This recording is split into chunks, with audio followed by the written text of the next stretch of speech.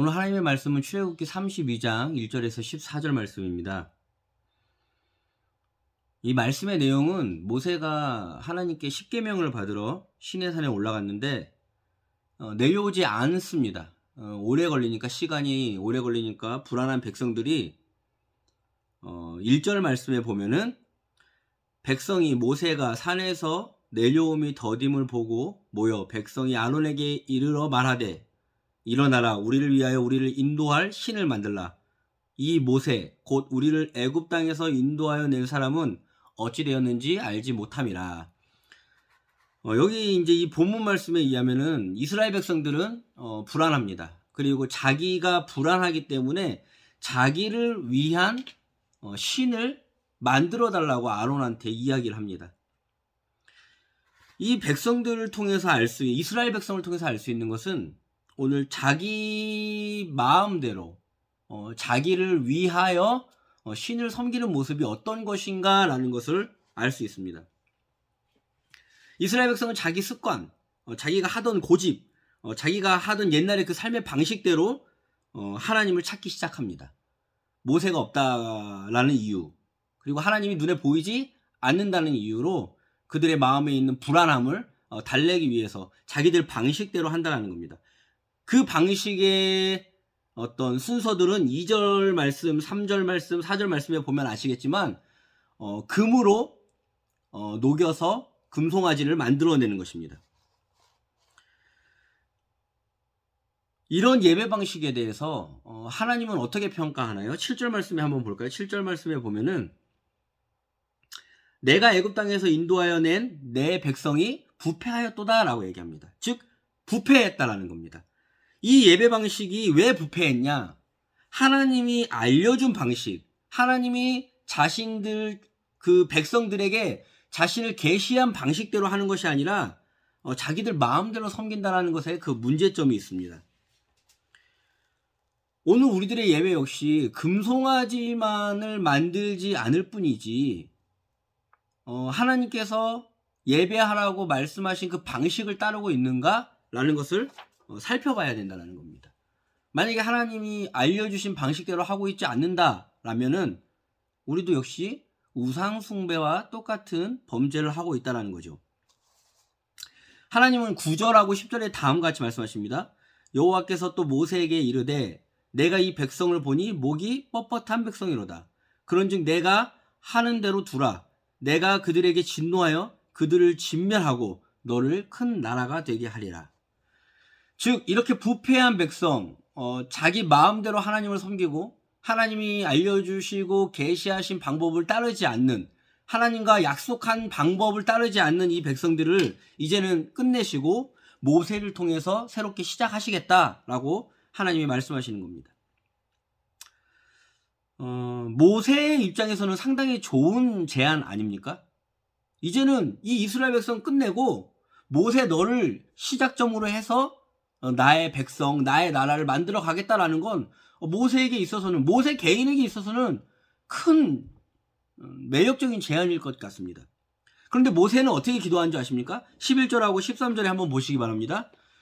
11절, 12절, 13절을 읽으시면 아시겠지만은 모세는 하나님이 그렇게 너를 통해서 시작하겠다라고 한 모세에게 말씀하신 그 하나님의 제안에 대해서 하나님 그렇게 하시면 안 됩니다. 하나님이 이스라엘 백성을 어떻게 인도하셨고 이 이스라엘 백성에게 어떤 약속을 하셨고 그리고 아브라함과 야곱과 이삭에게 어떤 언약들로 시작하신 그것들을 생각하신다면 그렇게 하시면 안 됩니다 라고 모세는 이야기한다는 겁니다. 모세는 어떻게 해서 이런 기도를 할 수 있었을까요? 이스라엘 백성과 큰 차이가 있는데 바로 이스라엘 백성은 자기를 위해서 하나님을 찾았다면 모세는 하나님을 위해서 하나님께 예배합니다. 무슨 말이냐? 모세의 관점, 모세의 입장만 생각하면은 새롭게 시작하고 모세를 통해서 새 역사가 쓰여지는 것 상당히 괜찮은 제안입니다. 그리고 하나님은 그렇게 하실 수 있는 분입니다.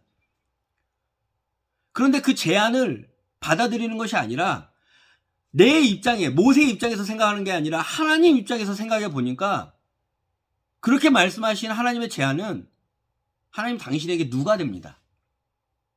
그렇게 말씀하신 하나님의 제안은 원래 하나님이 계획하신 그 계획과 그리고 이스라엘 백성에게 하나님이 갖고 계셨던 계획과 전혀 다른 길로 이어집니다. 그래서 그렇게 하시면 안 됩니다 라고 기도할 수 있었던 겁니다. 즉 모세는 나를 위한 신앙생활을 하는 게 아니라 하나님을 위한 신앙생활을 하고 있었구나 라는 것을 알 수 있습니다. 나 중심의 예배 방식은 이런 기도를 절대로 할 수가 없겠죠.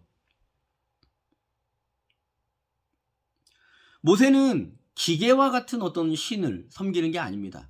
우리는 가끔 하나님을 어떤 기계적으로 그냥 아무 생각도 없고 감정도 없고 그냥 기도하면은 기브앤테이크 이렇게 주거니 받거니 하는 그냥 자판기에 동전을 넣으면은 어떤 기도 제목이 또르륵 떨어져 나오는 식으로 생각할 때가 많이 있는 것 같습니다. 그런데 모세는 하나님을 그런 식으로 생각한 게 아니라 인격적인 그 하나님, 그리고 그 하나님 왜 이런 식으로 생각하시고 왜 이런 식의 마음을 갖고 계셨는지 하나님 위주로 생각할 수 있는 신앙생활을 할 수 있었다라는 거죠.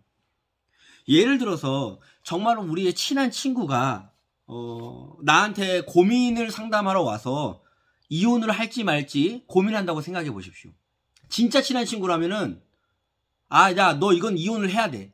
아니야, 너 이거 이혼을 하면 안 돼. 이런 결정을 내리기 전에 그 친구가 이혼을 고민할 만큼의 상황, 그 친구가 이혼을 할 만큼의 그런 부부관계가 안 되어 있다라는 것에 대한 그 상황에 대한 안타까움, 이게 먼저 있었을 겁니다. 그리고 그 친구의 마음을 먼저 위로하고 그 친구의 상황에 귀 기울일 줄 아는 그 다음에 어떤 조언을 하지 않았을까라는 생각을 합니다. 마찬가지로 우리는 지금 이 하나님의 마음에 대해서 만약에 모세와 같이 나에게 하나님이 한국교회가 너무 엉망이다, 이제 너를 통해서 다시 이 교회를 세우고 시작하겠다 라고 기도하는 중에 그런 말씀을 주셨다면은 저라면은 바로 그냥 아멘, 감사합니다, 드디어 때가 됐군요, 그 말씀이 속히 이루어지길 바랍니다 라고 대답했을 겁니다. 그런데 저 역시 이 기도를 하는 순간 이스라엘 백성과 별반 다를 바가 없었겠구나라는 생각을 해봅니다. 왜냐하면은 나 역시 나 중심의 사고방식으로 나에게 좋은 그런 일들이 이루어지기를 바라는 사람이었다라는 겁니다. 오해는 마십시오. 한국교회를 위해서 더욱더 기도하고 안타까워하고 망하면 안 된다라는 마음을 가져야 된다라는 걸 얘기하고 싶은 게 아닙니다. 지금 그 주제하고는 전혀 별개의 이야기입니다. 하나님이 그런 결정을 내리실 때에 그 하나님의 마음을 나는 먼저 이해하고 그 하나님의 입장에서 한 번 더 들여다보는 신앙생활을 하고 있는가, 이게 오늘 말씀을 드리고 싶은 이 본문의 초점입니다. 교회가 다 망하고 한국교회 다 없애고 나를 통해서 새로 시작하겠다라는 하나님의 음성을 듣는다면 그 결정을 내리시기까지의 하나님의 마음은 어떠하셨을까? 그렇게 생각해 볼 수 있는 것, 그게 오늘 모세의 기도라는 겁니다. 우리는 모세의 기도, 방금 이 기도를 통해서 이런 것들을 좀 배워야 될 것 같습니다. 하나님의 마음을 이해하고 하나님의 뜻이 드러나기를 원합니다라는 기도 속에서 정말로 하나님을 생각하고 있는가? 나 중심의 생각이 아니라 정말로 하나님의 나라와 하나님의 뜻을 구하고 있는가라는 겁니다.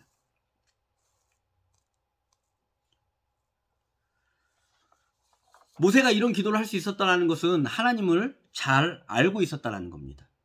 하나님이 이스라엘 백성에게 어떤 마음을 가지고 계셨고 하나님이 아브라함과 야곱과 이삭에게 어떤 약속을 하고 계셨고 하나님이 이 백성들을 인도해서 어떻게 할 것이다 라는 그런 계획들, 하나님의 말씀들을 잘 알고 있었기 때문에 그 하나님의 마음으로 들어가서 이런 기도를 할 수 있었다는 겁니다. 그래서 호세아서 4장 6절에 보면은 내 백성이 나를 알지 못하여 망한다.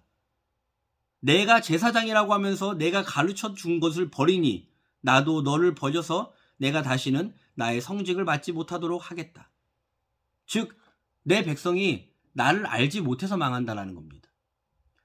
우리는 하나님을 섬긴다라고, 하나님을 예배한다라고 얘기하지만은 정말로 하나님의 마음으로 하나님이 지금 이 상황에서 무엇을 생각하시고 어떤 마음을 갖고 계시는지 집중하고 있습니까?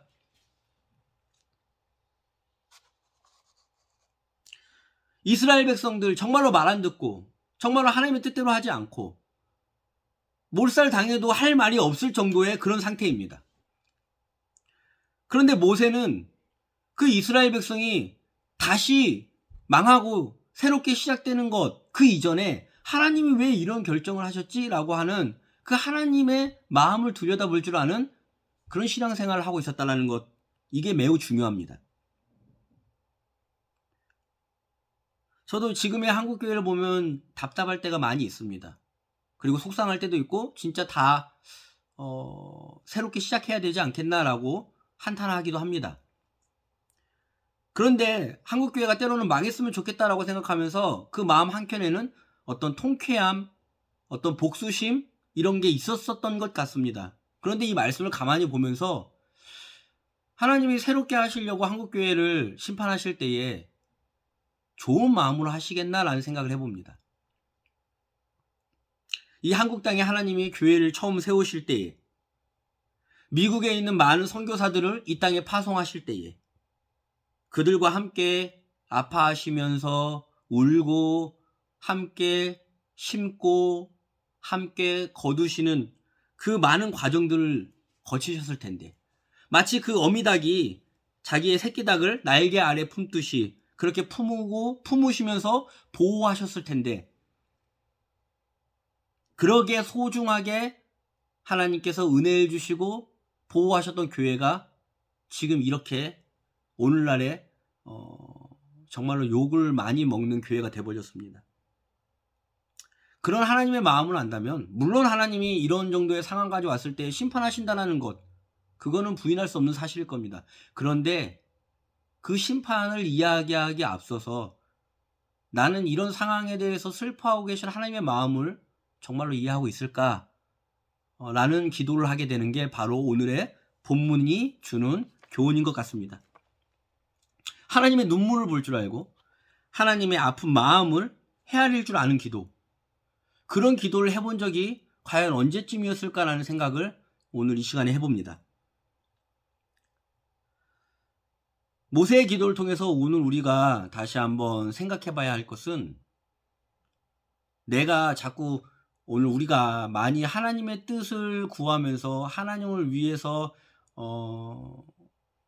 정말로 하나님의 뜻을 위해서 하나님의 나라를 위해서 이런 식의 어떤 미사역을 써가면서 기도를 하지만, 그 기도의 내용을 가만히 들여다보고 있으면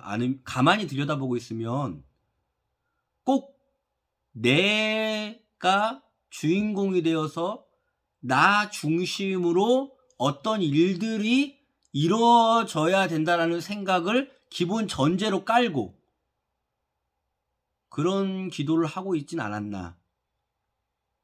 그러다 보니까 주변 사람들도 돌아보지 못하고, 그러다 보니까 다른 사람들을 위해서 기도할 수 있는 여유도 잊어버린 그런 기도로 변질되진 않았나라고 생각해 보는 시간이 되었으면 좋겠습니다.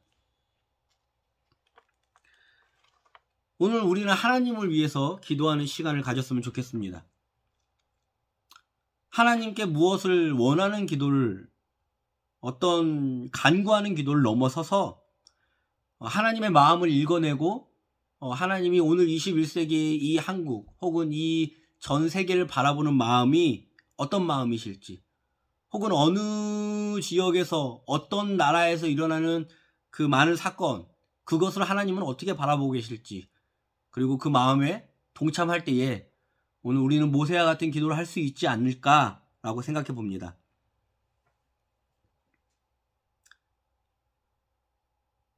우리가 사실은 하나님의 뜻을 구합니다. 그리고 기도하면서 하나님 이렇게 할까요? 저렇게 할까요? 라는 기도도 많이 합니다. 그런데 사실 그런 기도보다는 하나님의 뜻을 모르는 게 아닙니다. 성경을 우리가 많이 읽고 성경에 나타난 하나님의 말씀을 분명하게 듣기 시작한다면 하나님의 뜻이 곳곳에 적혀 있습니다. 사람들을 사랑하고 죄인들을 용서하고 정말로 나보다 남을 더 낮게 여기고 더 위하여 주고 그들을 위해서 내 목숨까지도 내어주고 모든 사람을 편견 없이 받아들이고 그들이 갖고 있는 어떤 장애라든지 어떤 범죄 때문에 편애하지 않는 것, 성향으로 인해서 차별하지 않는 것, 그렇게 사자와 어린 양이 뛰노는 세상, 전쟁이 없길 바라시고 평화를 위해 항상 노력하시며 고아와 과부와 나그네 그리고 가난한 자들과 힘없는 자들의 아버지가 되시는 하나님, 그게 하나님의 뜻입니다. 성경에는 이런 구절들 그리고 이런 것들을 지지하는 본문들이 너무 많습니다.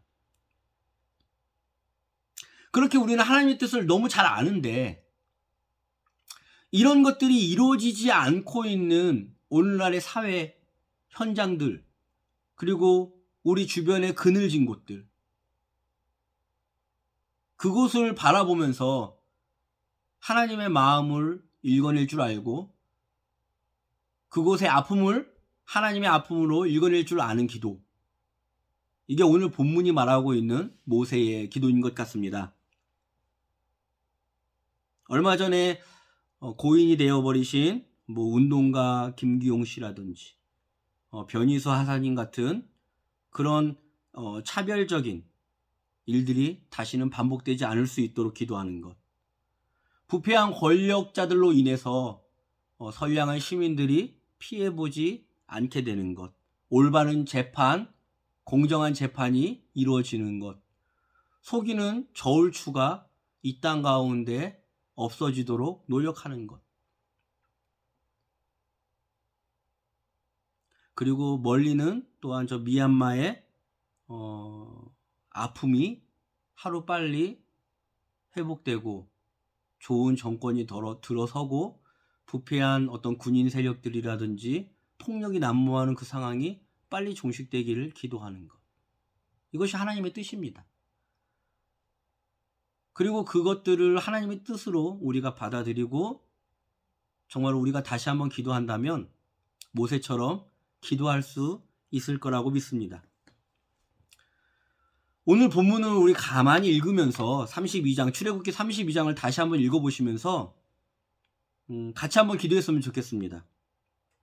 실상 그동안은 하나님의 뜻을 구하는 척 하면서 내가 주인공이 되거나 나를 중심으로 어떤 일이 하나님의 역사가 일어나기를 바랬던, 하나님을 위해서 기도하는 척 하면서 내가 사용되어지고 내가 높아지고 내가 어떤 일에 하나님의 능력을 받아서 좀 드러나는 것, 하나님의 일인 것처럼 얘기는 했지만은 내 앞날이 걱정됐었고 내 먹고 사는 문제 혹은 나와 관련된 이 땅의 생계 문제 때문에 기도하는 어떤 그런 습관들, 물론 이 모든 기도, 이런 식의 기도가 나쁘다라고 얘기하는 건 아닙니다.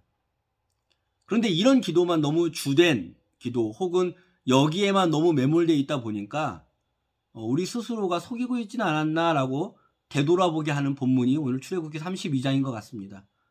모세가 했던 그 기도, 하나님을 잘 알고 그 하나님의 마음을 읽어낼 줄 알고 그 하나님의 마음을 읽어냈기 때문에 그 뜻을 돌이킬 수 있도록 하나님께 조언할 수 있었던 그 기도, 그 기도가 오늘만큼은, 이 말씀을 들은 우리 성도님들은 오늘만큼은 그런 기도를 함께 드렸으면 좋겠습니다.